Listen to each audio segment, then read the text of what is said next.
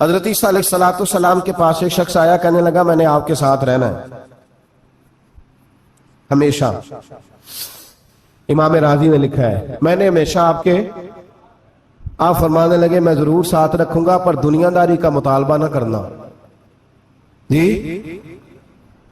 تو اس پیر دے بندے کی مرید ہون جدے مرید ہو یا دکان ہی نہ چمکے، کیا مطلب ہوا بیعت ہونے کا؟ اتنی دیر کے مرید ہوئے ہیں تو کوئی فائدہ نہیں ہوا، نہ کاروبار چمکا نہ دکان بنی۔ الٹا پیر صاحب کہتے ہیں سود بند کر دو، دھوکے بند کر دو، فریب بند، جتوں ہوندا پیا اتوں بھی نہیں ہون دے، کیا فائدہ ہے نا جی؟ تو کوئی مکر فریب ہی نہیں، دجل ہی نہیں، سادہ سادہ کام کیسے ہوگا؟ حضرت عیسیٰ علیہ السلام کہنے لگے میرے ساتھ رہنا ہے تو دنیا داری سے، بولیے دنیا داری سے بچنا۔ کہنے لگا جی بالکل صحیح ہے۔ آپ فرمانے لگے چلو ٹھیک ہے۔ حضرت عیسیٰ نے چاہا کہ اس کا امتحان کریں، فرمایا پہلے دن وہ آیا ہے صحبت صلح میں رہنے کے لیے، خیر سیکھنے کے لیے۔ حضرت عیسیٰ علیہ السلام فرمانے لگے کتنی روٹیاں کھائے گا؟ کہنے لگا ایک۔ آپ نے 3 روٹیاں منگوائی، ایک خود کھائی ایک اس کو کھلائی، تیسری وہیں رکھی اور جناب عیسیٰ دریا پہ وضو کرنے تشریف لے گئے۔ واپس آئے تو روٹی کوئی نہیں تھی وہاں۔ فرمایا روٹی کس نے کھائی ہے؟ کہنے لگا کوئی پتہ نہیں۔ جناب عیسیٰ علیہ السلام نے نا اس کو معجزہ دکھایا۔ ایک ہرن جا رہی تھی، اس کے ساتھ 2-3 چھوٹے چھوٹے بچے تھے۔ حضرت عیسیٰ علیہ السلام نے ہرن کا ایک بچہ پکڑا، اس کو ذبح کیا۔ ہرن بھی کھڑی ہو گئی، باقی بچے بھی کھڑے ہو گئے۔ ذبح کیا اور ذبح کر کے اس کا گوشت بھونا، اس کو بھی کھلایا، خود بھی اتنا کھایا کہ سیر ہو گئے، ڈکار آنے لگے۔ فرمایا کھایا نا تم نے؟ لگا حضور کھایا ہے۔ فرمایا پیٹ میں ابھی ہے کا ہے؟ ہرن کے بچے کی ہڈیاں پڑی ہوئی تھیں۔ جناب عیسیٰ نے ساری ہڈیاں کٹھی کر کے فرمایا کم باذن اللہ، اللہ کے حکم سے کھڑا ہو جا۔ وہ ہرن کا بچہ پھر زندہ ہو گیا۔ آپ فرمانے لگے ہرن کے بچے کا گوشت تیرے پیٹ میں بھی ہے، میرے پیٹ میں بچہ وہ جا رہا ہے، اب تو بتا دے روٹی کس نے کھائی ہے، اب تو بتا دے۔ کہنا جی کوئی پتہ نہیں، مجھے پتا۔ حضرت عیسیٰ علیہ السلام اس کو ساتھ لے گئے، دریا کے اس پار جانا تھا۔ فرمایا ہاتھ پکڑا چلو گزرو۔ دریا میں پیر رکھا، اس کا بھی اپنا بھی۔ کہنے لگا جی ڈوب جاؤں گا۔ فرمایا تو میرے ساتھ ہے، تجھے معجزہ دکھانا ہے، اللہ کی قدرت دکھانی ہے۔ پیر رکھا دریا میں، پیدل چلتے ہوئے دوسرے کنارے چلے گئے، کوئی ڈوبا نہیں، پیر بھیگا نہیں۔ فرمایا اتنی بڑی تو نے معجزہ دیکھا، اب تو بتا دے روٹی کس نے کھائی ہے؟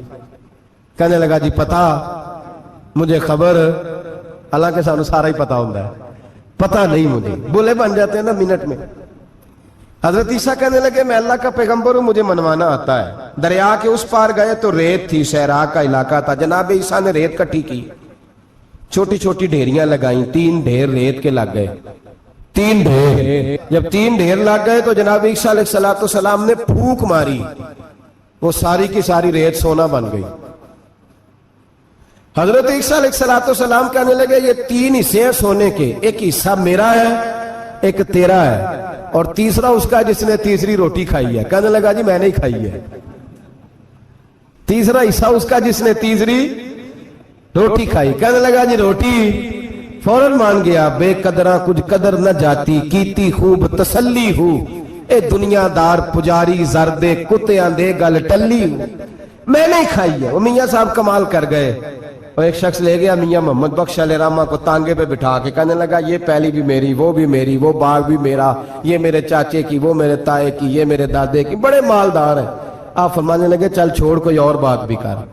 نہیں جی نہیں، وہ فلانی شے بھی میری۔ آپ فرمانے لگے یہ بتا تجھ سے پہلے کس کی تھی؟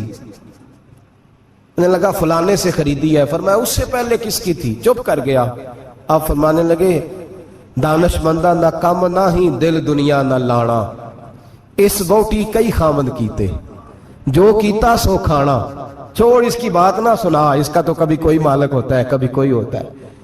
کہنے لگا جی میں نہیں کھائی ہے روٹی۔ تو حضرت عیسیٰ کہنے لگے تو نے ظلم کیا، نبی کی صحبت پر تو نے ایک روٹی کو فوقیت دی، ایک روٹی، اور مجھے دھوکہ دیا اللہ کے پیغمبر کو۔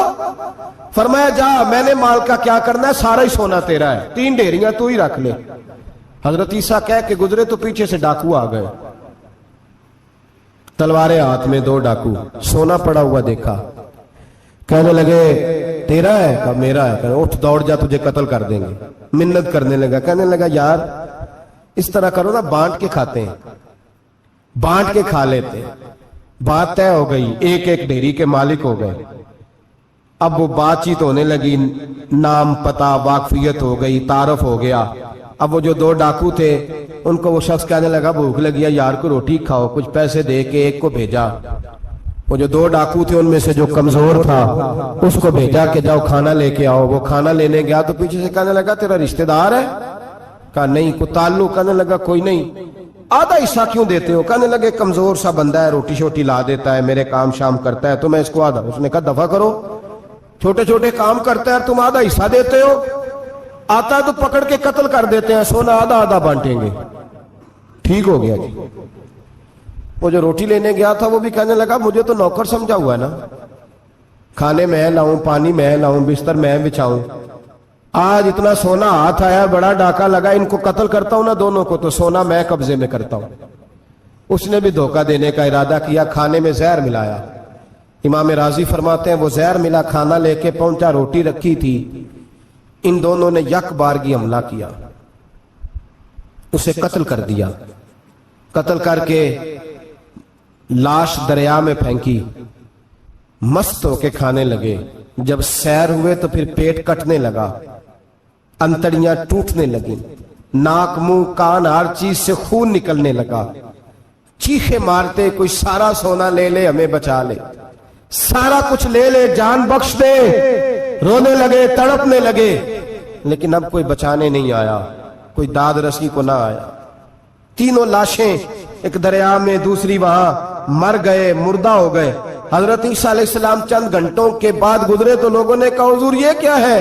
फरमाया दुनियादारी का अंजाम, लालच का अंजाम, धोखे का अंजाम। उसका अदब। और हजरत मौला अली शेर खुदा ने तो शेरों जैसी बात ही कर दी।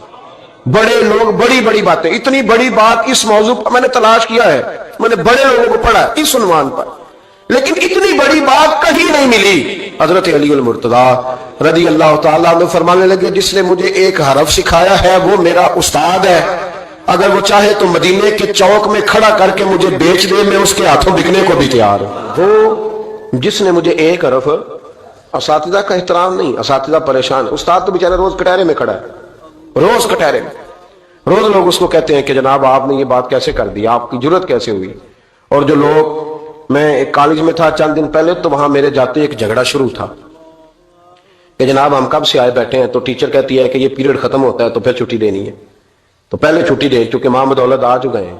इकराम नहीं, जो कौमें अदब नहीं करती वो तालीम कभी भी हासिल है, और तालीम हासिल कर भी लें तो तालीम का फैज नहीं पा सकते। फैज अदब से मिलता है। इमाम आजम अबू हनीफा, इमाम अबू यूसुफ से किसी ने कहा कि ये इमाम आजम क्यों है? फरमाने लगे ये बड़े इमाम इसलिए हैं कि बड़ा अदब करते थे, बड़े इसलिए हैं कि बड़ा अदब। इमाम साहब के साथ 4-5 शागिर्द बैठे थे, एक बाग में आप तशरीफ फरमा थे। तो अब तो हमारे यहाँ बड़ी आसानी है, किताबों को आप कंप्यूटर से सर्च कर सकते हैं, हवाले बड़ी आसानी से मिल जाते हैं। अब भी बड़ा मुश्किल होता है, किताब से ढूंढना बड़ा मुश्किल है। हम अपने तलब इल्मों को कभी कहते हैं ना सिर्फ किताब ही ढूंढ के दे दो, तो वो कहते हैं जी इसको आप लगाया ही हरूफ तरजीह के हिसाब से करें ताकि हमें ये मुशक्कत ना करनी पड़े। आप इसको हरूफ तरजीह के मशवरे देते हैं। कोई कहता है जी आप फन के लिहाज से किताबें हदीस लहदा रखा करें, तफसीर लहदा रखा करें ताकि हमें कोई मतलब हरकत ना करनी पड़े। मशवरे देते हैं, चलो अच्छे बच्चे भी होते हैं, सारा कुछ साथ साथ ही है। तखरीज का काम करना बड़ा मुश्किल है आज भी। जब आपने सही मुताला करना हो तो फिर मोबाइल शोबाइल बंद करके ही होता है। जब आपने किसी चीज पे रिसर्च करनी है